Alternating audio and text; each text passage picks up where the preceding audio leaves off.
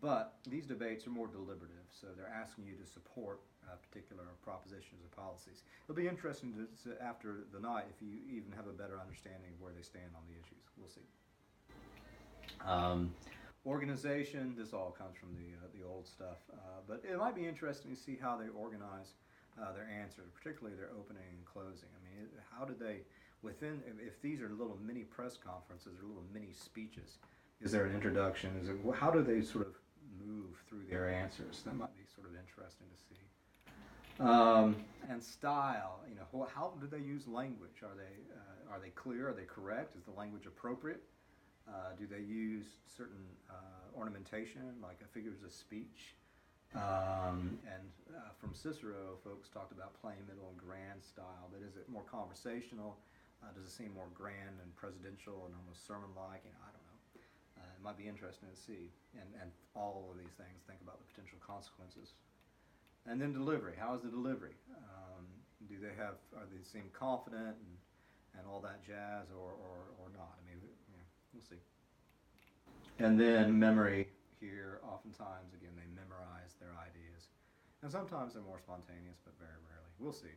Trump throws a monkey wrench into this entire thing, because everything that folks have said about, political communication, political science, I mean, it's like a lot of the stuff is just out the window. He's such an anomaly. So it'd be interesting to see what happens. So there's some more stuff for you. And then another thing that I put up for you is stuff on fallacies. If you don't know anything about fallacies, it's just also part of classical rhetoric. It's sort of error and reasoning. I know you can't see that, but it's on KC. One of my great fears, a lot of political communication, particularly when we start, the back and forth between presidential candidates, it's a bunch of fallacies, errors in reasoning. But those errors in reasoning can be very, very influential. That's important. A lot of people cling to these false logics. And that's what a fallacy is, just a false, poor reasoning. It just doesn't pan out. There's usually, perhaps there's no evidence, or it's just, it just doesn't logically make sense. And so there's like a non sequitur, which is just sort of, it basically doesn't follow that we should do this because of this. Our economy is, it's just, we should do this because our economy is bad, but it really isn't. I mean, but it doesn't follow that. Well, the whole wall that Mexico will pay for is just, how does that follow that we should do that from anything? I don't know, but I mean, to some people it really it resonates with them. I'm sure Clinton has some ideas or plans that just doesn't seem to be logical in light of the situation. Maybe, I don't know.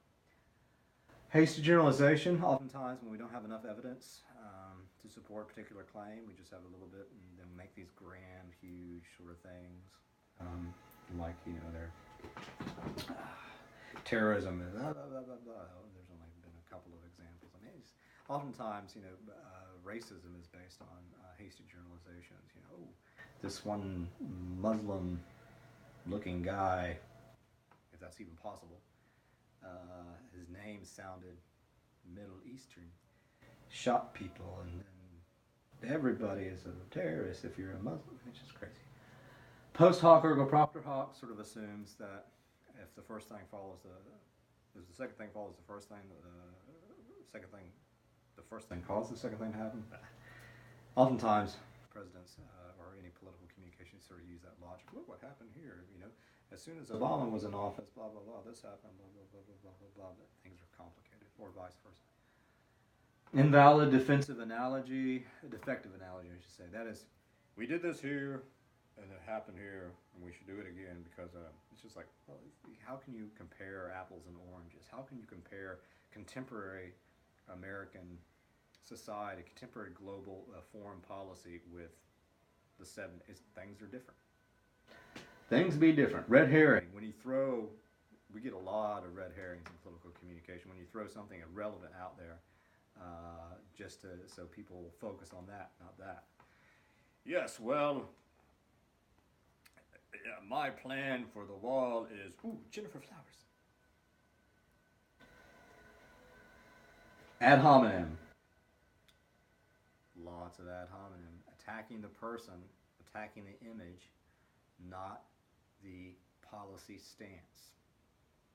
Will there be name calling tomorrow? Will Trump say crooked Hillary? Probably. I don't know. Will Hillary call Trump? I don't know. Something bad. I don't know. Ooh, what's going on here? Okay. But either or, we could either do this or this. We must go to war against Canada, or we must destroy Kansas. Bandwagon. Everybody does it, so it makes it right. Yeah, or vice versa. Slippery slope. First they'll take away our guns, then they will take away our arms. Not like arms, but like arms. And then, so basically, I mean, look for this stuff, and it's really problematic. So if they use a lot of this stuff, either candidate, I mean, that's doing a disservice to the audience, and it's not using logical reasoning at all. Oftentimes we want to avoid these things, but then you can also point them out if other people are using it, or use them as a device to sort of critique what's going on. It's like, what? All right, that's good enough. So, so a big debate tomorrow, 9 o'clock.